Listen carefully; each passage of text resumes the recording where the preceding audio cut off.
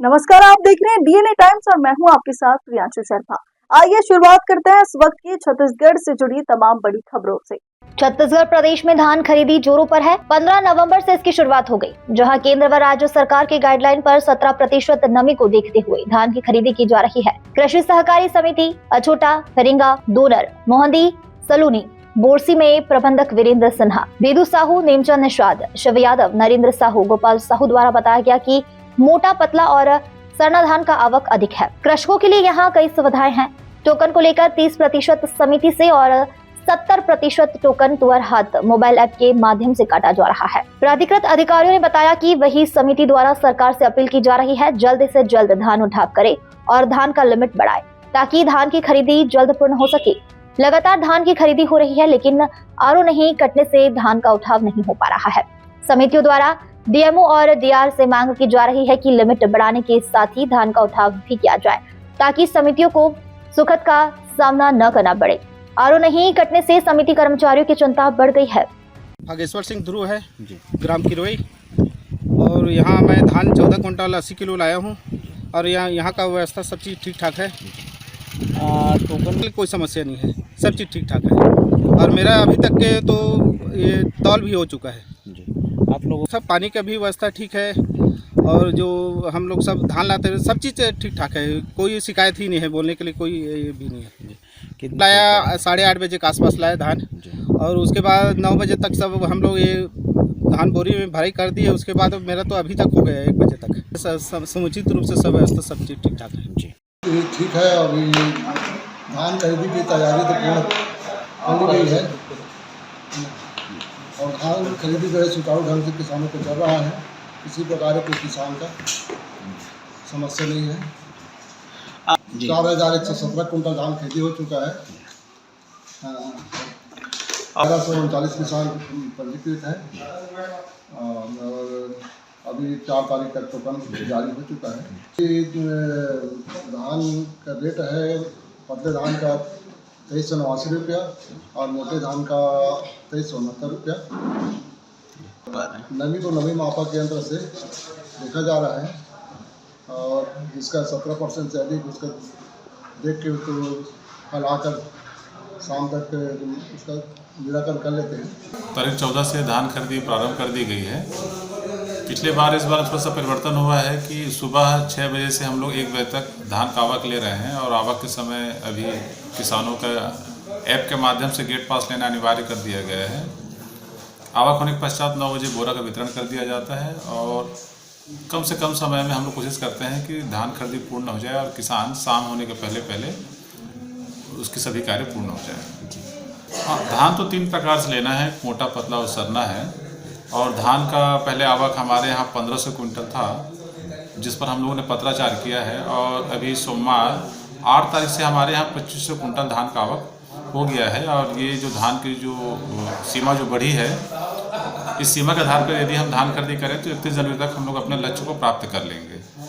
जो अभी समस्या आ रही है वो धान का उठाव समय पर अगर नहीं होता है तो सूखा आएगी, और जगह के अभाव में धान खरीदी प्रभावित हो सकती है। तो शासन से चाहते हैं कि शीघ्र इसका उठाव की व्यवस्था करें। बाकी सभी जो सुविधाएं हैं वो तो निरंतर चल रही है। जैसे हमारे यहाँ अभी बेलटुकरी में 2500 कुंटल प्रति दिवस का टोकन का सीमा निर्धारित की गई है, जिसमें 70% किसानों के लिए और 30% सोसाइटी के लिए। तो 70% जो टोकन की जो सीमा है वो समय रहते 8 बजे चालू होता है, 8 से 9 के बीच में वो पूरा हो जा रहा है। तो जिन किसानों को नहीं कट रहा है उनको ये लग रहा है उनको असुविधा हो रही है, लेकिन जिनका कट रहा है उनको पता है कि उनका कट गया है।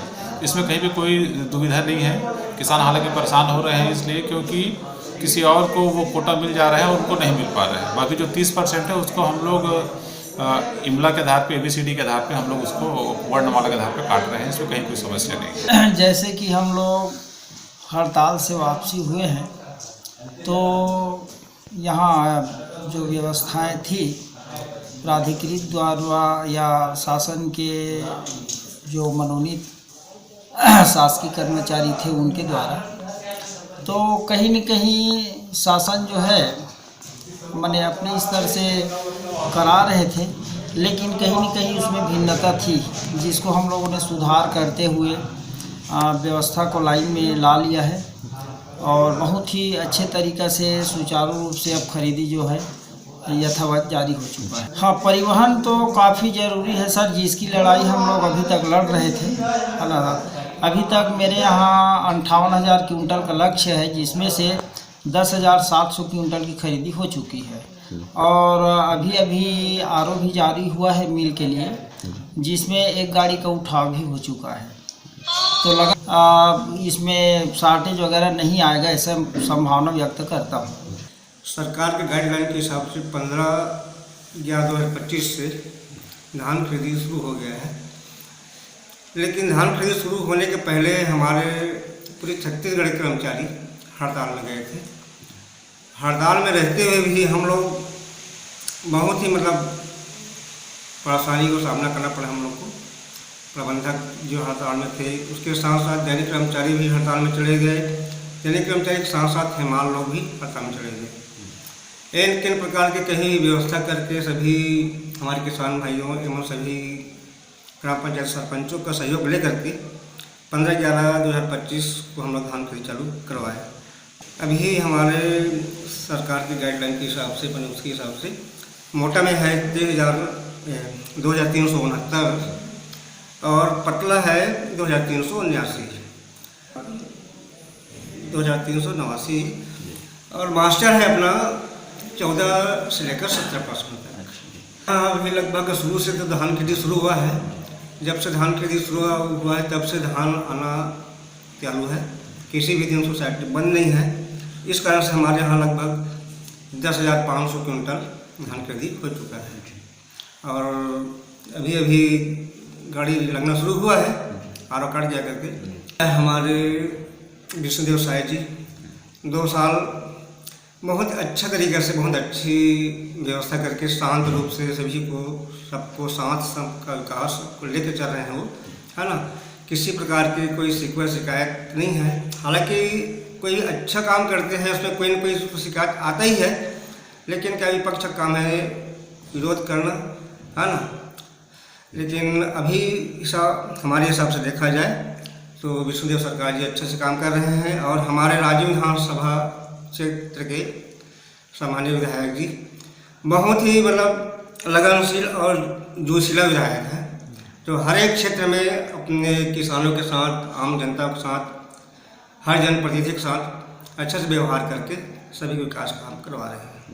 तो मैं तो विधायक जी के साथ लगभग 15 वर्ष हो गया है साथ में रहते हुए।